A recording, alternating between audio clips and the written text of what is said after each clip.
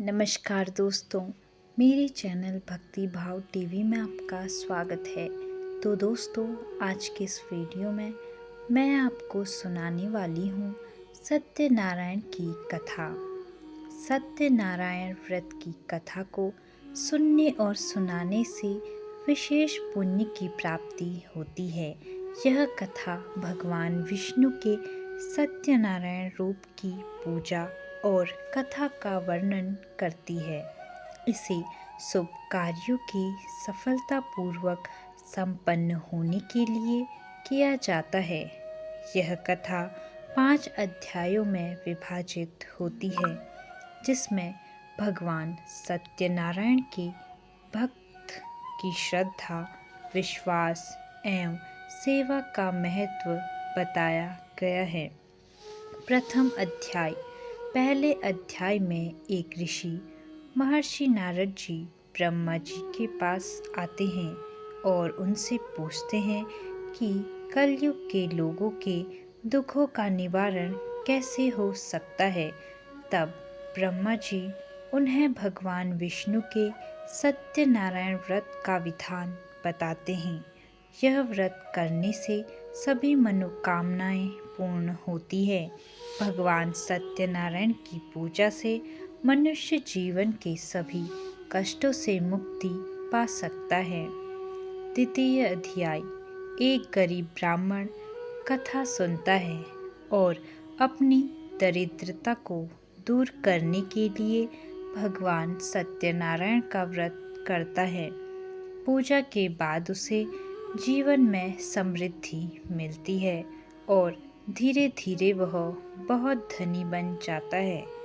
यह अध्याय यह संदेश देता है कि सत्यनारायण भगवान की पूजा और भक्ति से दरिद्रता समाप्त हो सकती है। तृतीय अध्याय। यहाँ एक लकड़ी बेचने वाले की कथा है, जो एक दिन भगवान सत्यनारायण का व्रत करने का संकल्प करता है। संकल्प करने के बाद उसे व्यापार में अपार लाभ होता है और उसके जीवन में समृद्धि आ जाती है। यह अध्याय यह दिखाता है कि भगवान सत्यनारायण के व्रत का संकल्प करने से हर वर्ग के लोग लाभान्वित हो सकते हैं। चतुर्थ अध्याय। चतुर्थ अध्याय में एक राजा उल्कामुख और उनकी पत्नी शीलावती का उल्लेख है। वे निसंतान थे और उन्हें सत्यनारायण व्रत करने का निश्चय किया। उनकी भक्ति और सच्ची श्रद्धा से प्रसन्न होकर भगवान सत्यनारायण ने उन्हें संतान का आशीर्वाद दिया। उनकी संतान के जन्म के बाद राजा ने सत्यनारायण व्रत का महोत्सव मनाया।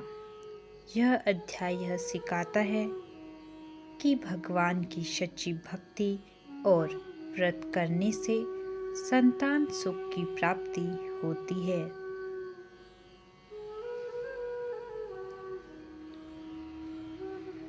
पंचम अध्याय। अंतिम अध्याय में भगवान सत्यनारायण के प्रति अविश्वास का उदाहरण दिया गया है। इसमें एक व्यापारी और उसकी पुत्रवधू का उल्लेख है, जो व्रत की महत्ता को नहीं समझते थे। व्यापार के दौरान जब व्यापारी की नाव डूबने लगी तो उसे अपनी गलती का एहसास हुआ और उसने भगवान सत्यनारायण से क्षमा मांगी। भगवान ने उसे क्षमा किया और उसकी नाव को बचा लिया। यह अध्याय सिखाता है कि भगवान के प्रति अविश्वास और अपमान दुख का कारण बन सकता है। निष्कर्ष। इस प्रकार सत्यनारायण कथा हमें यह सिखाती है कि भगवान के प्रति सच्ची श्रद्धा, विश्वास और सेवा से सभी कष्टों का निवारण होता है। सत्यनारायण व्रत सभी के लिए कल्याणकारी है और इसे करने से हर प्रकार की मनोकामना पूर्ण होती है। सत्यनारायण व्रत की पूजा विधि सरल होती है और इसे कोई भी व्यक्ति घर पर आसानी से कर सकता है। यहाँ सत्यनारायण भगवान की पूजा करने की संपूर्ण विधि दी गई है। पूजा की तैयारी। पहला, सामग्री एकत्र करें।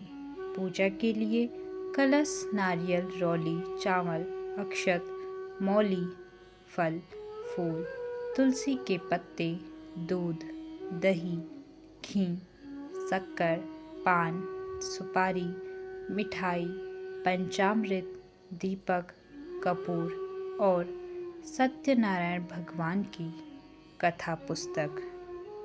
दूसरा, स्थान की सफाई करें।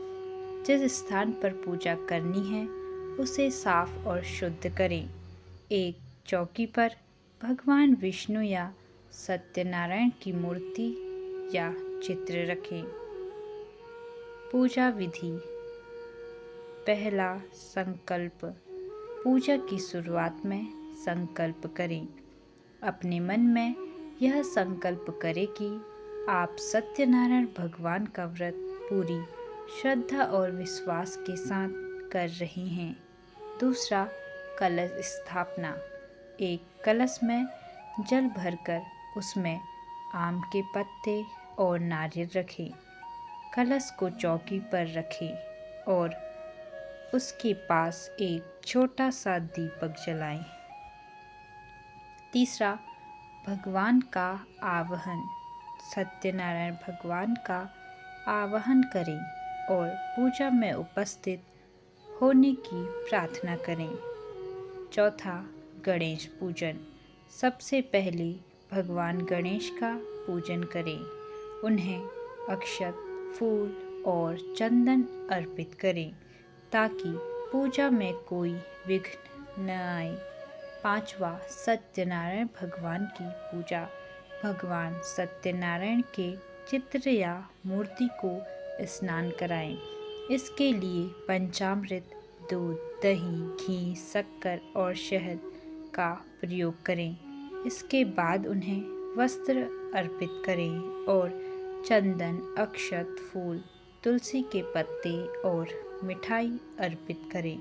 छठा, नैवेद्य भोग अर्पण। भगवान को नैवेद्य अर्पित करें।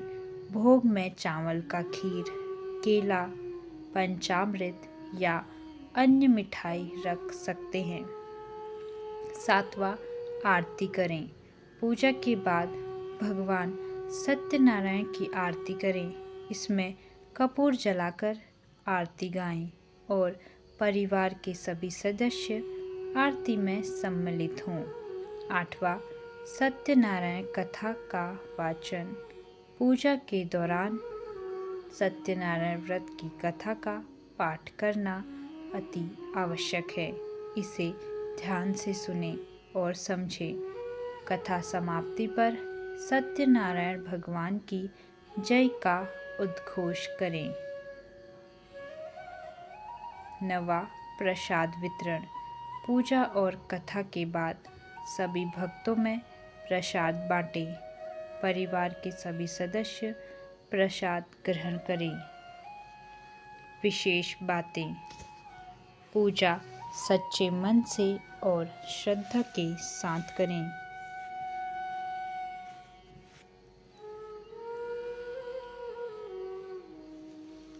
अगर घर में पंडित न बुला सके तो स्वयं भी कथा का पाठ कर सकते हैं। इस व्रत को पूर्णिमा या किसी शुभ अवसर पर करना उत्तम माना जाता है। सत्यनारायण व्रत की पूजा करने से भगवान सत्यनारायण की कृपा से सभी इच्छाएं पूर्ण होती हैं और परिवार में सुख, समृद्धि का वास होता है। तो दोस्तों, कैसी लगी आपको यह वीडियो कमेंट बॉक्स में ज़रूर बताएं और ऐसी ही बहुत सारी कहानियों, कथाओं और जानकारियों को सुनने के लिए मेरे चैनल को सब्सक्राइब करें। धन्यवाद।